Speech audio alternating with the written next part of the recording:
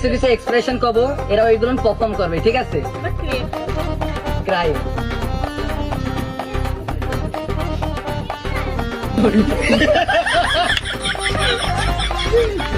mad বায়া mad